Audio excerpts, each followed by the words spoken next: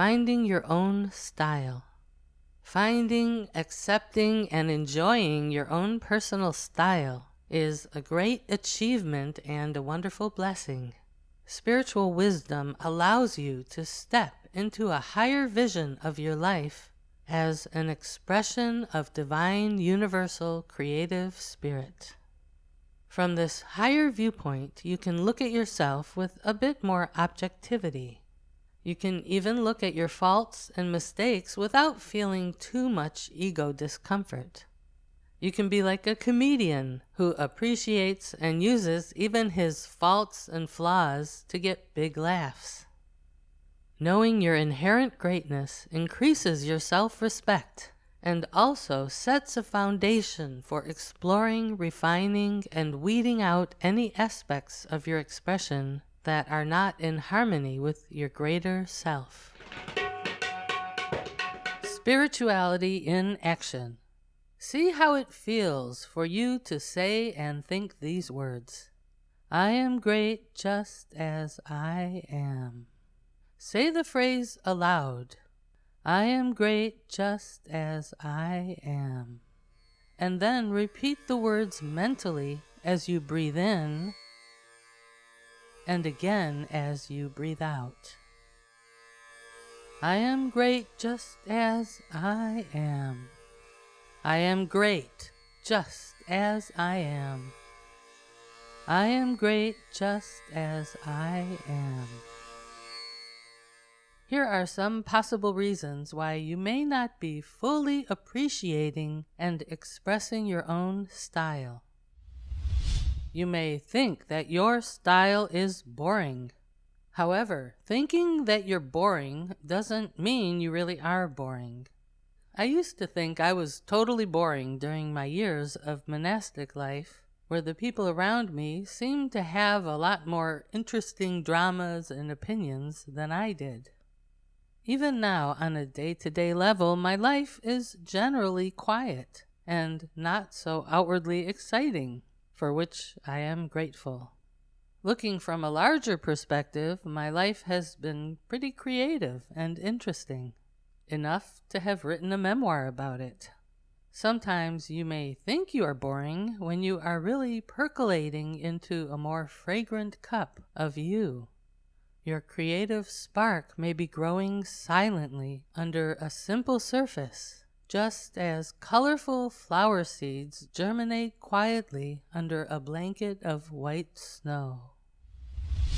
You may think that your style isn't good enough.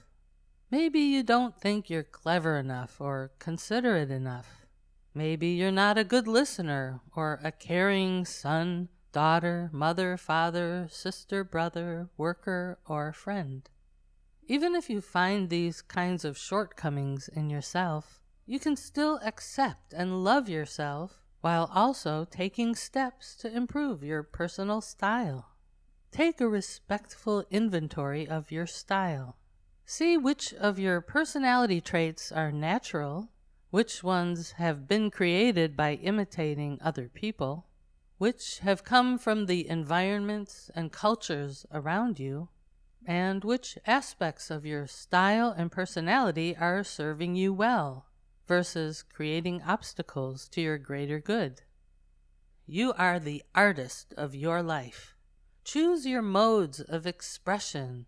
If you don't want to have so many dark colors in your life painting, then stop mixing so many dark colors and start opening up tubes of brighter yellows, oranges, and reds.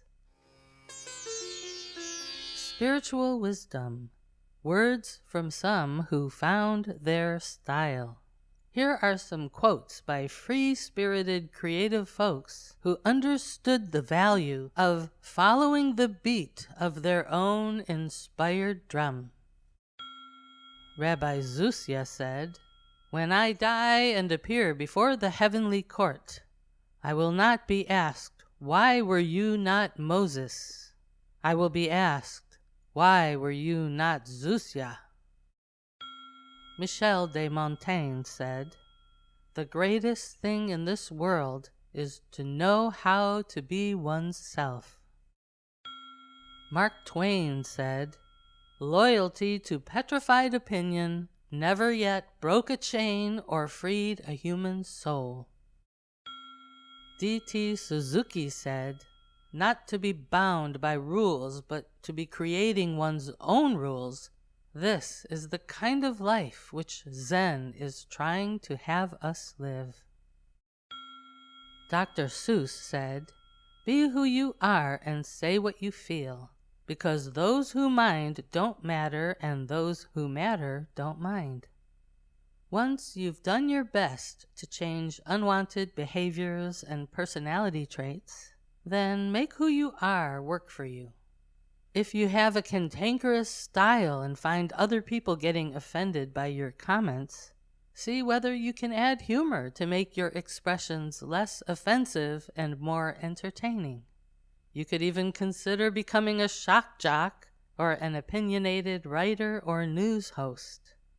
How many people must have said to Picasso, "Why can't you just paint a face that looks like a face?" However, Picasso stayed true to his own style, and that unique style is what has kept his name and works alive, unlike the works of so many other artists that have been covered by the sands of time.